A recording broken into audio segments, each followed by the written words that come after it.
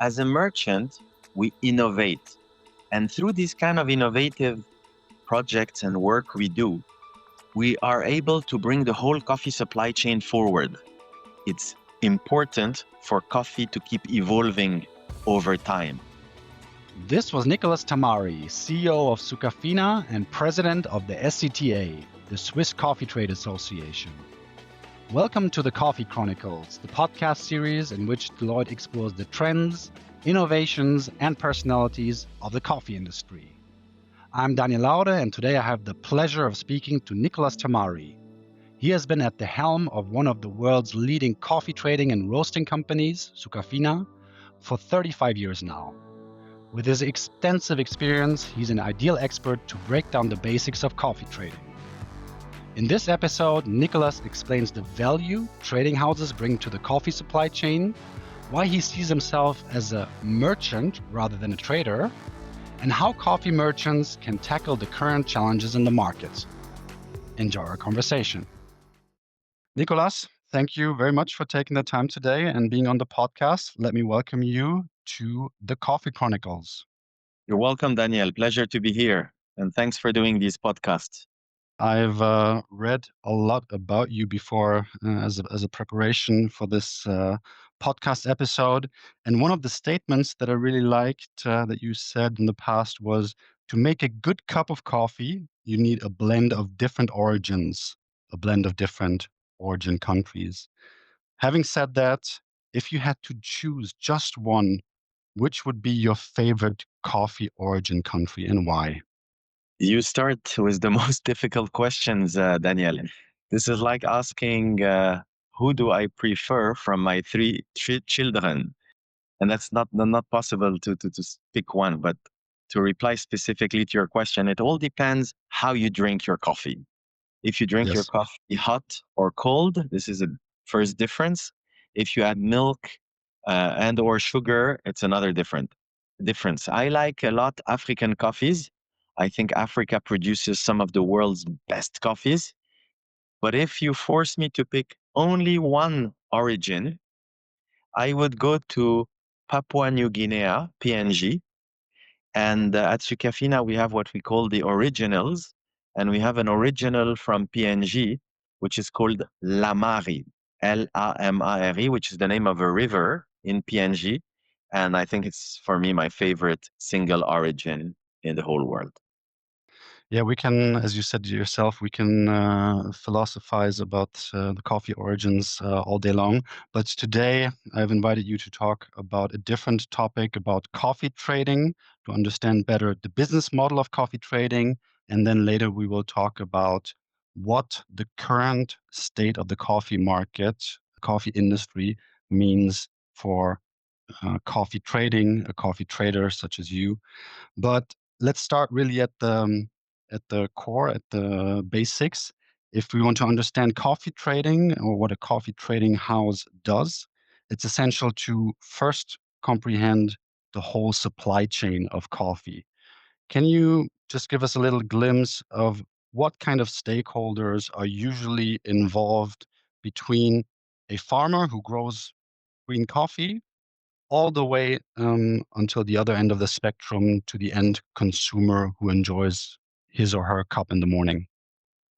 So it all starts at the farm with the farmers.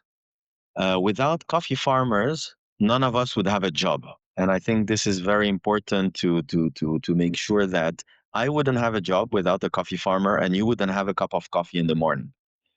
So the typical stakeholder chain starts at the farmer. Then the farmers sometimes can unite together into a cooperatives, then into an exporting company where the coffee is exported from the producing country to destination markets, consuming countries. It's put on a ship, landing at destination, put in a warehouse, and then finally delivered to a roaster that roasts it and sell it to you as consumer goods. So in a simplified version, I would say there's a farmer, there's an exporter, there's a trader or a merchant, and then there's the roaster. And it's those different stakeholders who work hand in hand in order to provide you your cup of coffee in the morning. Very good. And as you already laid out, between the exporter and the roaster, this is where the coffee trader comes in, the coffee trading house. Can you elaborate a little bit more what a coffee trading house does and what is most of all the value that it adds to other stakeholders in the supply chain? There is in Switzerland and in many consuming countries a wrong perception, which is that the trader makes a lot of money doing nothing and often, sometimes, abusing the farmer. And there is this perception that is pushed in by NGOs, which is completely inaccurate and wrong. The value added of a trader is that he manages the whole supply chain. And thanks to traders, whether in coffee, in cocoa, in different commodities, during the COVID-19 pandemic, the stores of supermarket shelves were filled up with coffee and food. And that's thanks to the traders who did their job. So, what did they do? What do we do? How do we add value? We, for example, manage the logistics from the producing country to the consuming country. We insure the goods, we finance the farmers, and sometimes finance our clients. So we add money in the system and make sure that the coffee is delivered on time to our roaster client. In managing the supply chain, we obviously manage price risks, but also we make sure that the quality of the coffee that is delivered to you is the right quality. And we make sure that the counterparty, meaning the contractual responsibility of the seller and the buyer, is honored. Because when you buy coffee from Sucafina, whether the price goes up or goes down, you'll get your delivery. You don't have a risk, neither on quality nor on performance. So this is the value added that the trader adds in the supply chain. I read once that you said that you don't consider yourself a coffee trader, but rather a coffee merchant. Can you explain, in light of your previous answer, a little bit more what you mean by that? Yes, sure. There's a nuance between being a coffee merchant and a coffee trader. I was taught coffee through the commodity itself, not through the futures market of coffee. A coffee merchant is somebody who touches the physical commodity, who cups coffee, so we taste coffee on daily basis in our lab, while a coffee trader is somebody who has more a quantitative background, who follows the futures market. Futures market is the equivalent of the stock market of coffee. Very often, a fund, a hedge fund that speculates in the market has coffee traders.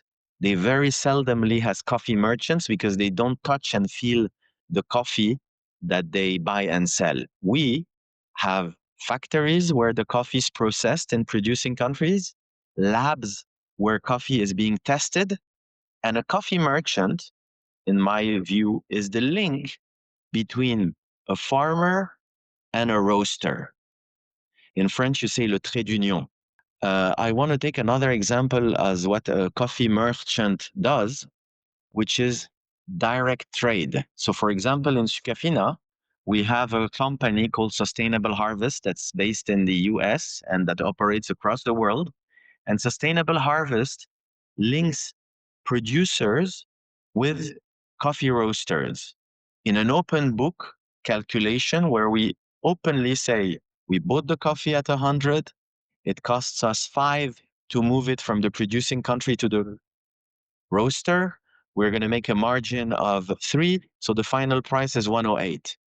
And we are making a workshop this month in Peru called Let's Talk Coffee, where we are bringing consumers of coffee, brand owners, roasters, and producers. Another example of what we do as coffee merchants at Sucafina is impact. Impact is our program that goes beyond responsibly sourced coffee in producing country. We work with Impact with 63,000 farmers in 16 countries. And through Impact, we give the possibility to our clients to directly invest in their selected supply chain. This is something that a coffee merchant can do because he has boots on the ground, but a coffee trader cannot do because a coffee trader just buys and sells coffee on a screen. To be even more specific, I'll take the example of Rwanda, where our work in sustainability through impact allows coffee farmers to have VSLAs. VSLAs is Village Saving Loans Associations. It's like micro banks. We also, with the same coffee growers, do programs in trainings and coaching. And lastly, we encourage women to grow seedlings, meaning baby trees of coffee, to increase production. So this is an example of impact, how a coffee merchant can do something that a coffee trader cannot do. I think you laid out very nicely how a merchant is more than just a trader, also trades with coffee, certainly, or does that financing part, but also offers more services that go further than just the trading bit of it. Let me bounce on what you just said. Yeah, It's very true. As a merchant, we innovate in the example I just gave you of impact. And through these kind of innovative projects and work we do, we are able to bring the whole coffee supply chain forward. And this is something that we do because we believe it's important for coffee to keep evolving over time rather than someone in a consuming country who doesn't understand coffee and who comes and regulate us in a theoretical way. So the whole coffee supply chain is very proactive. The coffee merchants are very proactive in making sure everyone in our supply chain keep moving forward. the coffee market is, of course, very much under pressure right now. There's a lot of different developments that put pressure on the coffee price, for example, or that make the price rise. If you look at the harvests of coffee that have become less reliable over recent years, there are increased geopolitical risks. There's a relatively high rate of shipment delays in the market. Is this model that you're describing that goes on top of the just the understanding of being a trader per se, is that for you a way to manage these disruptions in the market? Is that a response to that, or is that something that you've always done in that sense also 10, 20, 30 years ago? No, this is something that is in our DNA and that we've always been doing. In order to respond to the changes in harvest, in geopolitical risk, in shipment the delays that you mentioned before, I think there we need, I would what we do is we need to be adaptable. And Yep. adaptability is one of our core values at Sucafina. And we define adaptability as being quick and reactive to change. So, for example, I will take a practical example tariffs in the US. Until recently, all coffee imported in the US had no tariff. In the last couple of months, we've had crazy price volatility because of the tariffs. Some countries pay 0% when they're imported in the US. Some other countries pay 50%, 50. For us, there is no impact because our client in the end pays the tariff. So we need to quickly adapt to the potential switch that our client will do in using less coffee that is going to pay 50% cough tariff and more coffee that's going to pay zero tariff because I don't think the end consumer will be happy to pay 50% tariff increase. So this example of switching origins is an example of adaptability because of tariff. On logistics, during the pandemic and in the last 2, 3 years, when the Suez Canal was closed, we had a container shortage. And as you know, coffee is shipped in container vessels. So we had to start shipping coffee like we used to do 30, 40, 50 years ago in break bulk vessels, where we would take a whole boat and ship a whole boat of coffee rather than putting it in containers and shipping it with other products on the same vessel.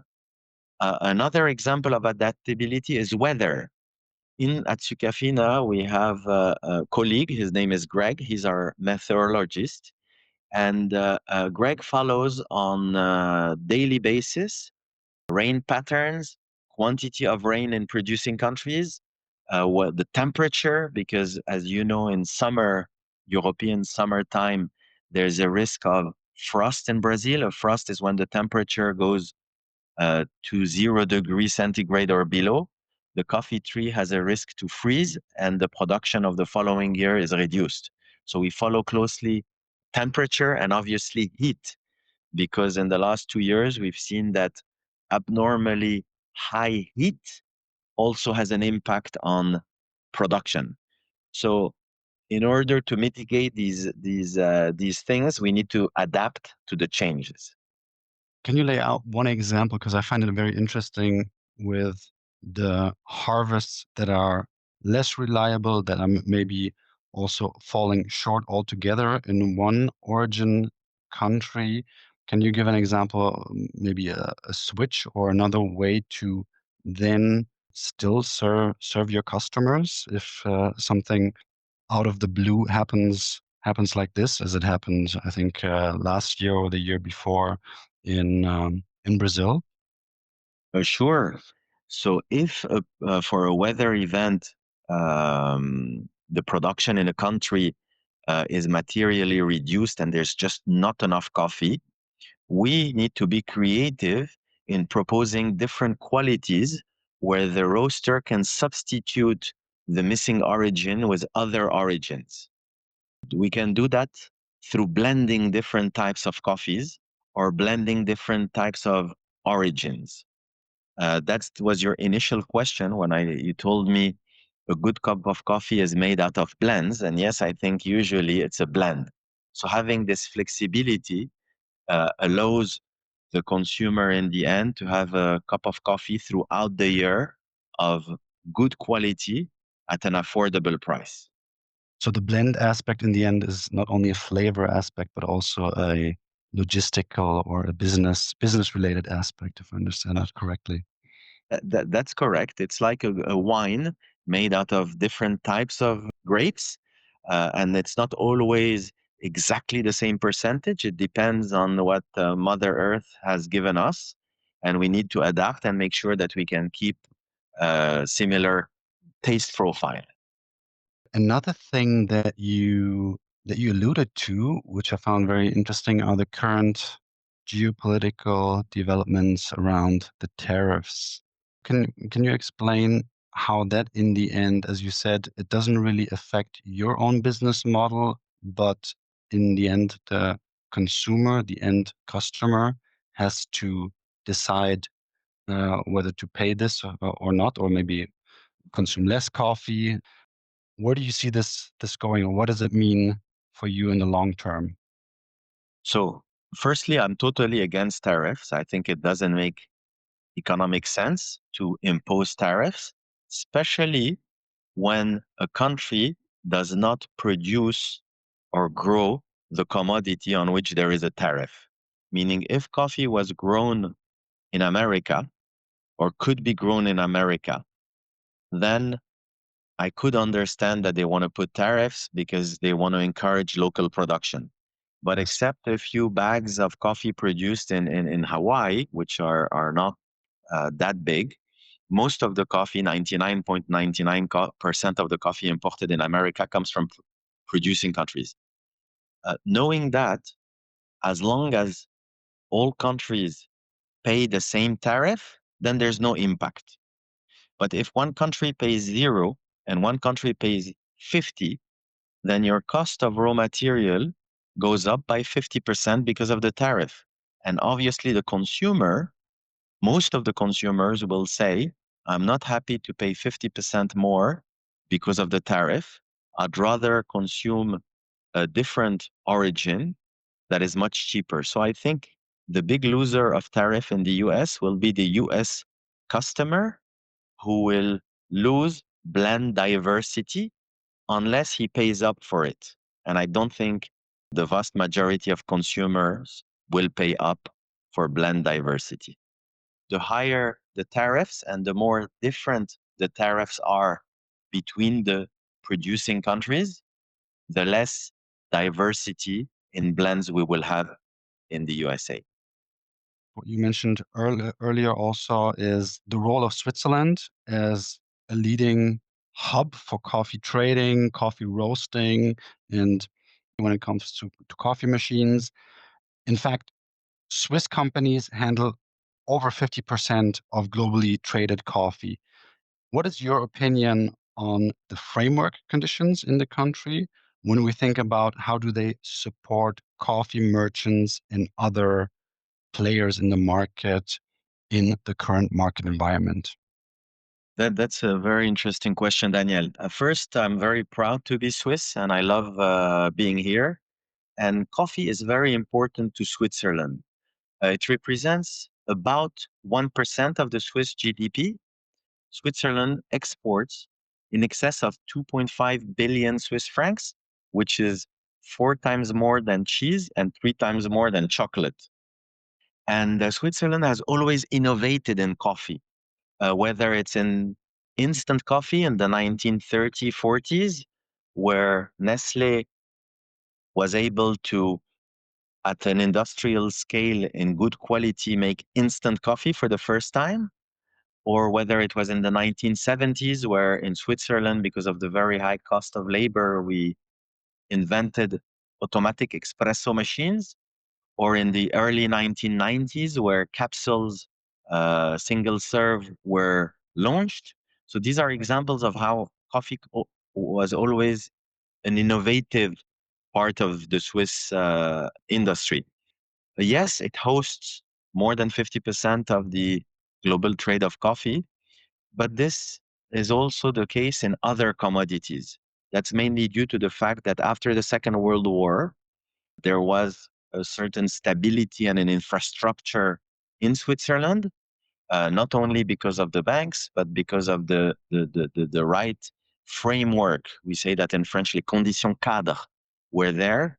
And after the Second World War, you needed a bridge between, I would say, Russia, USSR, and the US, and Switzerland was often picked as the right trading hub for commodities, not only coffee. There's also very interesting public-private partnerships that can happen in coffee with the Swiss authorities. For example, we're working with SDC, the Swiss Development Corporation, which is the arm of the Ministry of Foreign Affairs, in order to launch a project in Burundi, one of the world's poorest country that grows coffee. And we want to do a long-term project where we're going to address the low productivity and aging coffee trees, the governance of the sector, and the improve the global recognition of Burundi as a high quality coffee producer. So this is an example how the Swiss government is interested in working on PPPs on the ground with Swiss companies. Another example is what we at the SCTA, the Swiss Coffee Trade Association, I have the honor to preside this beautiful association. We have worked hand in hand with SECO last year to launch the Swiss Sustainable Coffee Platform. They had already a couple of years back launched a similar platform in cocoa. And now we're very happy to have in the same being duplicated in coffee. There's also the International Coffee Organization that has a very important role in coffee. It's I would call it the United Nations of coffee, where Switzerland is extremely active and participate. So these are different examples of how Switzerland is very important for coffee and vice versa, not only in coffee trading, but also across the industry and the supply chain. Let us finish then with a little outlook into the future. Today, as we record this conversation, the coffee price is about 30% lower than its record high in February of this year. So the market remains very volatile. Prices are going up, prices are going down. If you had to look into the future, if you had to have an educated guess for the next 12 months, what do you expect for the market in terms of prices, in terms of disruptions? We're talking about tariffs already. What do you see coming on the horizon? I see coming that volatility is there to stay for a few more months. In the medium to long term, I think prices could be lower because the cure of high prices are high prices. And we've had for the last 12 months pretty high prices, which is a great news because farmers are finally making money. They're profitable. They're investing in their farms. And the more coffee they grow, the more coffee will be consumed. So in certain countries, we're already seeing the positive reaction of high prices, which means we're seeing more coffee being produced. That's the good news.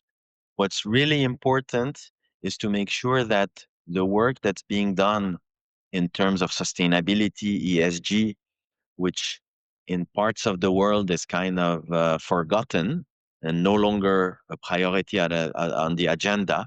I think it's really important to continue doing work in producing countries to make sure that all stakeholders, the farmer, the trader, the roaster, everybody has a sustainable supply chain.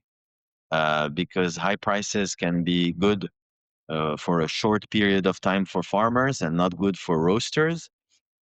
And what's important is to make sure that in the long run, everyone is benefiting from our supply chain. So if I understand your hypothesis correctly, as you say that the high prices will incentivize farmers to produce more, so there's a scale effect there by which coffee or the price of coffee then becomes cheaper over time. Is that correct? That's correct. In certain very efficient coffee producing countries, the farmer is able to make a profit of 100 to 200%. This, unfortunately, is not sustainable for a long period of time. Anyone who makes 100% will have more competition and more people will want to produce the commodity they produce. So the cure of high price is high price. I think that's a very interesting closing statement, Nicolas. Thank you very much for your time today and the interesting conversation. Always learn something new. That leaves me only with wishing you all the best. Daniel, and for your team at Deloitte for the work they did. And for the listeners, I hope the podcast was interesting for you all. Feel free to reach out at Sucafina through our social media. Have a great day, week, and months ahead. This episode of the Coffee Chronicles is part of the Food Economy podcast series, produced by Deloitte Switzerland. In the food economy, we explore market trends and the future of food with expert insights. If you enjoyed this episode, subscribe and leave a review. Thank you for listening, stay tuned for our next episode, and see you next time.